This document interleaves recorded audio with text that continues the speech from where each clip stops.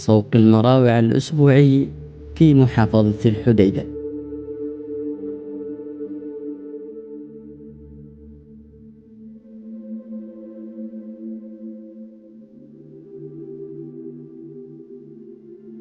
يعد سوق المراوع الأسبوعي من أبرز الأسواق الشعبية في محافظة الحديدة،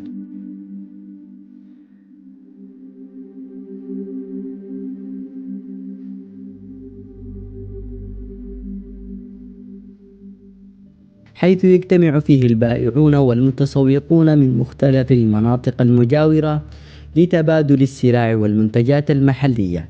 يتميز السوق بأجوائه التقليدية ونشاطه التجاري الذي يعكس الطابع الريفي والتجاري لأبناء المنطقة. يقام السوق في يوم الاثنين من كل أسبوع في مدينة المراوعة، ويعد نقطة التقاء مهمة للتجار والمزارعين والمستهلكين. يتمركز السوق في موقع يسهل الوصول إليه، مما يجذب العديد من الزوار من القرى والمناطق المجاورة. يضم السوق مجموعة واسعة من المنتجات المحاصيل الزراعية مثل الذرة والسمسم والبقوليات والخضروات والفواكه الطازجة التي يجلبها المزارعون مباشرة من الحقول. المواشي والدواجن. يعد السوق مكانا رئيسيا لبيع وشراء الأغنام والأبقار والماعز والدواجن، حيث يتم التفاوض بين البائعين والمشترين بأسلوب تقليدي.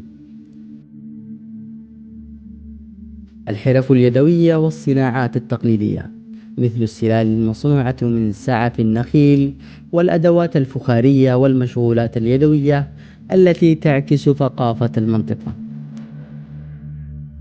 الملابس والأدوات المنزلية.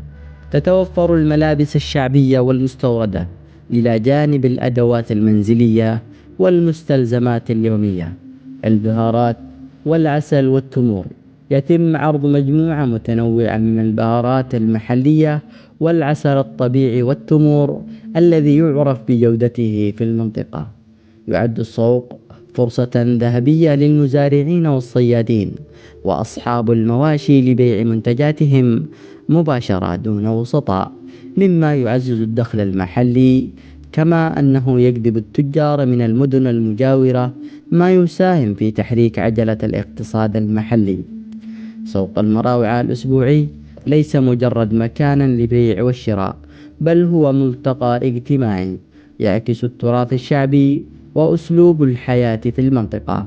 ورغم التحديات التي يواجهها، فإنه يظل جزءا أساسيا من اقتصاد المجتمع المحلي، مما يستدعي تطويره وتحسين خدماته لدعم التجار والمتسوقين.